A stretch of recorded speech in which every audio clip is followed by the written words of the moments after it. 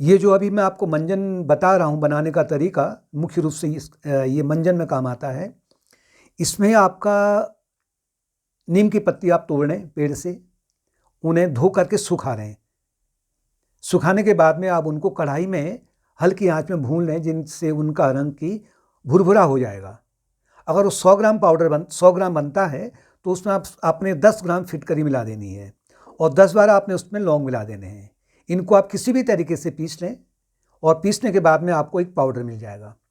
अब ये पाउडर किस काम आता है कि अगर मसूड़ों से खून निकल रहा है, मसूड़े सूज रहे हैं, दांत में चीस लग रही है, तो इस पाउडर का आप मंजन करेंगे।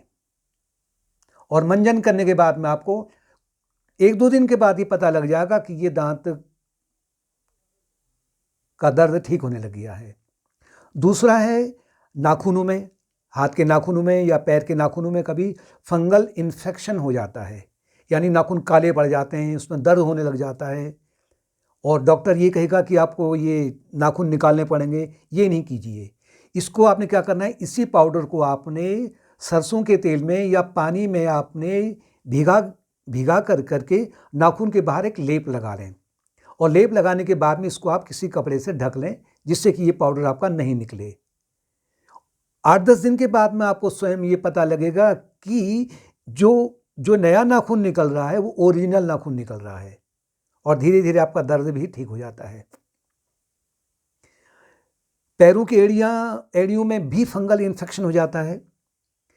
पैर के अंगुलियों के बीच में इन्फेक्शन हो जाता है और जूते पहनते समय आपको तकलीफ होती है, दर्द होता है, तो उसमें आप इसी पाउडर को, अगर एड़ियों में अगर इन्फेक्शन है तो एड़ियों में वही सरसों का तेल मिला करके आप मालिश कर लें रात को, क्योंकि रात को आपको कुछ देर तक वो रहेगा और उस पैर को आप बांध लें, जिससे कि वो पाउडर आपके बिस्तरे में ना गिरे या बाहर ना निकले।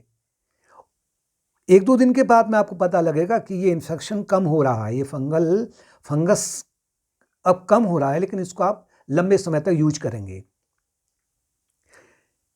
कहीं घाव हो गया है, कहीं कट गया है, जल गया है, उसमें इसके पाउडर को आप डाल देंगे तो क्या करेगा, ये घाव को पकड़ लेगा। जहाँ पर कटा हुआ है उसको पकड़ लेगा, जहाँ पर जला हुआ है उसको पकड़ लेगा और उसके बाद में आप इसको निकालेंगे नहीं। और एक दिन अगर वैसे ही रह गया तो उसके बाद में जब तक इसका खांटा है वो जब तक नहीं निकलेगा तब तक ये छोड़ेगा नहीं। अगले दिन से इसमें आप पानी का प्रयोग कर सकते हैं, कोई दिक्कत नहीं है। तो इस तरह से ये जो मंजन है ये बहुत इम्पॉर्टेंट है, अगर आपको ठीक लगता है, क्योंकि हमारे पास में बहुत सारे लोगों का मैसेज आता है कि हमें इससे बहुत ज़्यादा लाभ हुआ है और उन्होंने अपने घर में इसको बनाया भी है।